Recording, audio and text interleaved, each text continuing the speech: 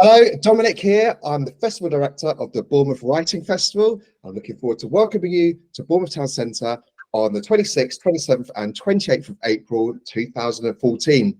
We've got over 80 different writing events and activities happening over 3 days to inspire you to write and to improve and progress your writing journey. Now, today I'm delighted to welcome Alice May to our series of YouTube interviews to bring the festival to life. Now, Alice is an artist and author who promotes self-care and resilience through creativity.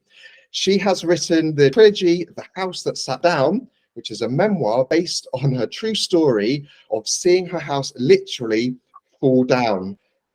So I'm really want to ask you about that a bit later on, as well as How to Draw a Giraffe and a book on public speaking. Now, last year, Alice did do a talk about public speaking, but this year she is going to be talking about earning money to fuel your writing journey. So Alice, welcome. Tell us a little bit about you and your different writing avenues. Hi, Dominic. It's lovely to be here. Thank you for asking me. Gosh, yes. Well, as you mentioned, my house fell down in 2014, and that triggered me to catch the writing bug. After all, it was quite a shocking event, and it made fantastic fuel to write a story. So I wrote a memoir about what happened and how we dealt with it all. And really, it also covered my recovery from PTSD that I obviously had as a result of living in a tent in the garden with my husband and 4 children while we tried to rebuild the house, and all of the chaos that came with that. And I thought the writing would stop once I'd published the book, but of course I was rather addicted to it by then. And I decided I wanted to make a complete career change and actually focus on writing, whereas previously I'd worked in the NHS. So that's really what started it all. Of course, now I've published a couple of books on drawing, on art, because I think art is a very important way of dealing with stress. I'm very positive about creative activities in general, particularly writing and illustrating and all of that. So yes, I've got a series of books out and more coming. And now I'm writing a lot of fiction as well. And I write a lot for magazines, which is where this talk for this year's festival, the idea for that has come from. That's great, and it's really interesting to hear, that kind of from a little bit of adversity of your house falling down, you turn that into something very positive, and not just writing those 3 books, but also different genres. So you've got your memoir, but also your children's book and your non-fiction. So you mentioned about writing for magazines. So the title of your talk is Earn As You Write: How Writing for Magazines Can Build Your Audience Profile and Earn You Money. So tell us a little bit about what you're going to be talking about, what you're going to be discussing in your talk at the Writing Festival. Okay, yes, well, getting regular paid magazine work actually made all the difference for me when I decided to take that leap from full-time job to actually becoming a full-time writer.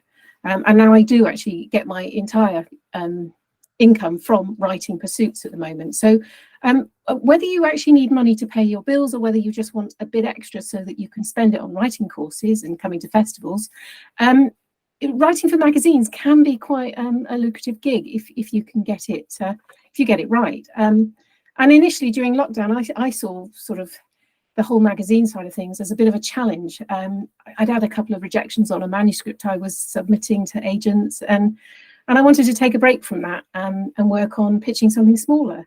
And I was pleasantly surprised at how easy it was actually to get an editor interested.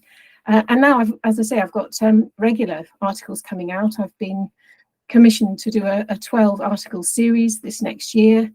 And so I really felt that it would be quite useful for other writers to maybe hear a little bit about how I broke into that. But also to find out about all the other really useful things that writing for magazines can do for you.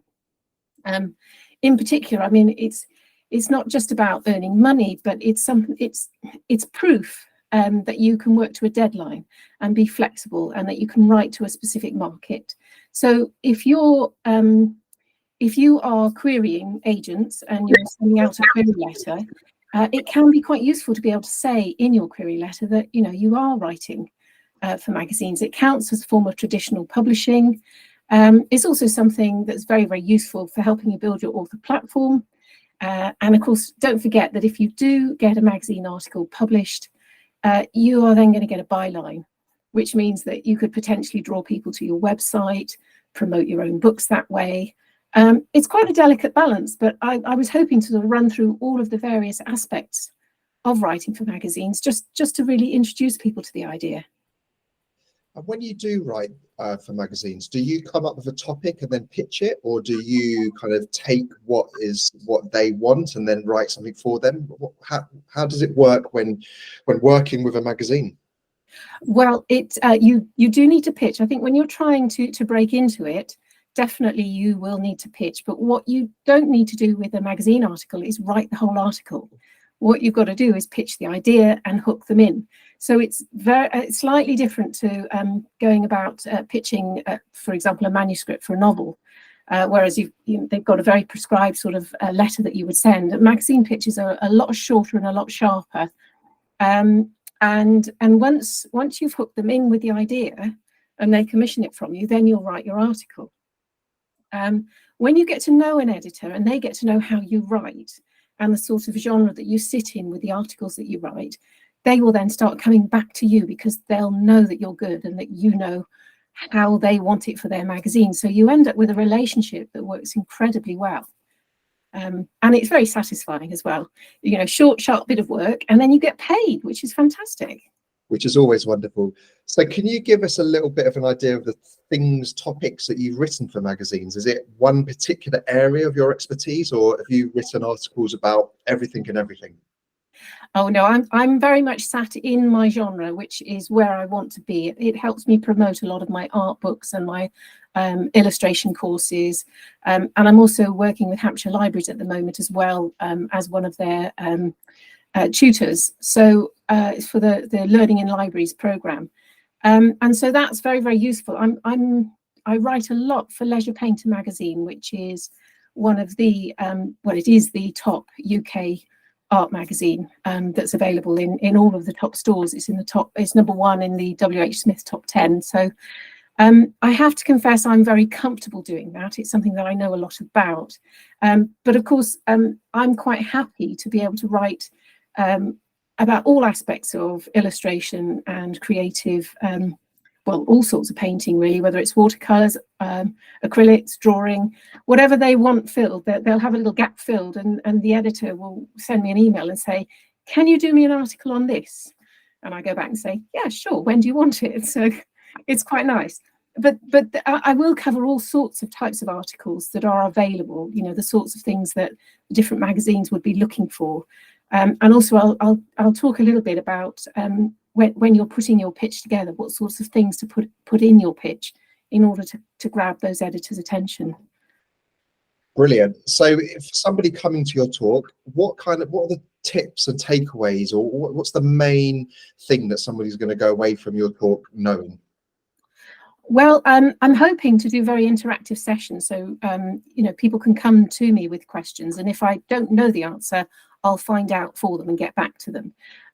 But yes, I was hoping to be able to sort of do a little bit of an overview as to what sort of styles of magazines there are out there and what sort of articles that editors might be wanting, and then go through a sort of practical how-to you would approach each one, and how to do your research as well before you put your pitch together. And then I thought it would be quite useful to maybe run through exactly what happened when I made my first initial pitches, because it didn't go exactly to plan, but because I thought on my feet and responded in a particular way, I was able to salvage a situation and get an article out that the editor was actually trying to reject me, but she accepted it in the end.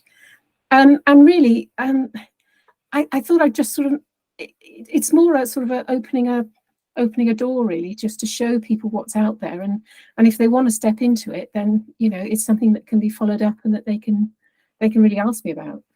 Yeah. Well, that's wonderful, and it's really, really great for you to come to the festival again, because you came last year as well.